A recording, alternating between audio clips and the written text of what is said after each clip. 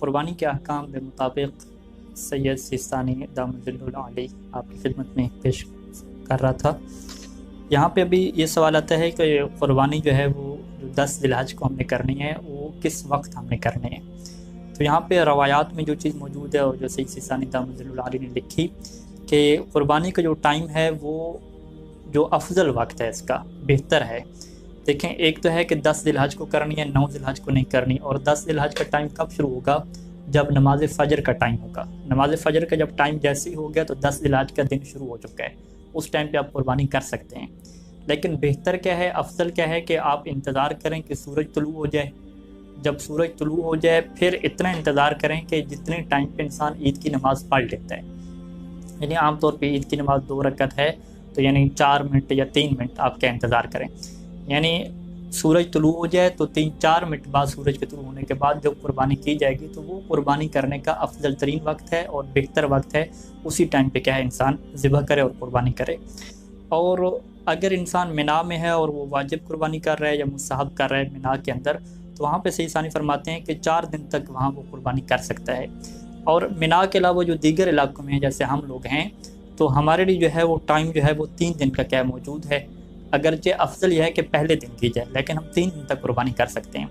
اب یہ جو 3 دن ہے، پہلے دن کے بعد جو رات آئے گی ہم رات کو بھی قربانی کر سکتے ہیں، چونکہ جب بھی فقہ میں اور روایات میں 3 دن کی بات آتی ہے تو اس کے اندر جو 2 راتیں ہوتی ہیں وہ بھی شامل ہوا کرتی ہیں۔ تو لہٰذا اگر پہلے دن وہ قربانی کرنا چاہ رہا ہے وہ تو رات کو نہیں کر سکتا، کیونکہ رات کو تو 9 ذی الحج ہوگی، تو جب 10 ذی الحج صبح ہوگی تو اس کے بعد جب اگلا دن آ رہا ہے 11 ذی الحج کی رات، تو وہ رات کو بھی کیا جانور ذبح کر سکتا ہے۔ تو اسی طریقے سے جو تیسرا دن ہے غروب شمس تک، وہ اس کے کیا ہے قربانی کا ٹائم اس کے پاس رہے گا۔ اگلا سوال یہ آتا ہے کہ قربانی کے جانور کا جو کھال ہے اس کا کیا کرنا ہے اور گوشت کو کیا ہے کس طریقے سے تقسیم کرنا ہے۔ کھال کے بارے میں سید ثانی یہ فرماتے ہیں کہ یہ بات مکروہ ہے کہ آپ کھال کو بطور اجرت کے قصاب اور قصائی کو دیتے ہیں اور کہیں کہ یہ تمہاری اجرت ہے، تم کھال کو بطور اجرت کے رکھ لو۔ تو قربانی کی کھال کو بطور اجرت کے دینا کیا ہے مکروہ ہے۔ تو بہتر کیا ہے اور افضل کیا ہے کہ اس کھال کو صدقہ کیا جائے، فقراء اور مساکین کو صدقہ دے دیا جائے۔ اور یہ بھی انسان کے پاس آپشن موجود ہے جو روایات میں موجود ہے کہ اس کھال کو انسان صاف کرے، خشک کرے اور اسے اپنی جائے نماز بنا لے اور اس کے اوپر وہ کیا ہے نماز پڑھے۔ تو یہ بھی کیا ایک آپشن اور ایک افضل صورت کیا ہو سکتی ہے۔ جہاں تک گوشت کی تقسیم کا تعلق ہے تو سید ثانی یہ فرماتے ہیں کہ احوط ہے اور افضل ہے اور بطور احتیاط کیا ہے کہ کم از کم تیسرا حصہ وہ مسلمانوں کے جو فقراء ہیں ان کو صدقہ کرے۔ یعنی یہ بات تو کنفرم ہے کہ اس نے گوشت خود بھی کھانا ہے، لیکن جو تیسرا حصہ ہے 1/3 حصہ، وہ اس کے لیے احتیاط یہ ہے کہ جتنے بھی فقراء مسلمین ہیں ان کو وہ صدقہ کرے۔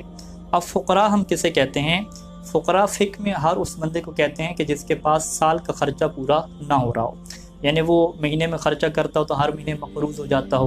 اگر اس کا دکان پہ کوئی کھاتا چل رہا ہے تو وہ وہاں سے وہ جو بل اپنا دیتا ہے مہینے کے بعد وہ کچھ کیا ہے وہ باقی رکھتا ہو، پھر وہ اگلے مہینے آ کے دیتا ہو۔ تو ایسے جو لوگ ہیں وہ فقراء ہوتے ہیں، تو انسان اپنی قربانی کا 1/3 حصہ فقراء کو دے، اور باقی جو 2 حصے رہ گئے اس میں سے جو 1 حصہ ہے، اب یہ جو فقراء کو دینا ہے اس کا صدقہ فقراء کو کرنا کیا ہے، یہ احتیاط اور افضل ہے۔ باقی جو 2 حصے ہو گئے اس میں سے 1 حصہ اپنے لیے رکھ لے، اور جو دوسرا حصہ ہے وہ جس مسلمان کو دینا چاہے اس کی کیا ہے مرضی ہے۔ اور یہاں پہ روایات کے اندر یہ بات موجود ہے کہ انسان جو ہے وہ 3 دن سے زیادہ بھی اسٹور کر سکتا ہے گوشت، اور خود بھی استعمال کر سکتا ہے، دوسروں کو بھی دے سکتا ہے۔ لیکن جو اہم چیز ہے کہ قربانی کا جو مقصد ہے اور فلسفہ ہے انسان اس کی طرف متوجہ رہے کہ قربانی اس وجہ سے ہے تاکہ انسان کے اندر قربانی کا جذبہ پیدا ہو اور انسان اپنی چیز دوسروں کو دینے کا اپنے اندر کیا ہے ایک جوش پیدا کرے، نیت پیدا کرے، اور اس کی یہ عادت بنے، سخاوت کی عادت بنے۔ اور یہ تبھی ہو سکتا ہے کہ جب انسان اپنے گوشت کا اکثر حصہ یعنی 2/3 حصہ یا اس سے زیادہ حصہ بھی دوسروں کے لیے انسان کیا قربان کر دے،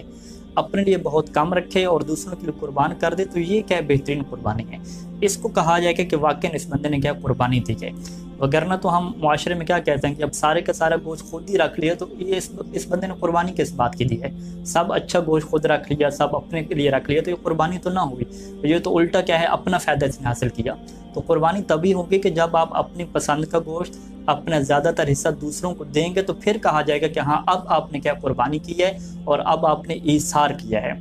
تو خداوند کریم سے دعا ہے کہ خدا قربانی کے دن واقعاً ہمیں جو ہے وہ قربانی دینے کی کیا ہے توفیق عطا فرمائے کہ ہم قربانی دیں، نہ کہ جو ہے وہ ہم اپنی ذات کو اور اپنی خواہش کو ہم کیا رکھیں، مقدم رکھیں۔ صلی اللہ علیہ محمد و آلہ اجمعین۔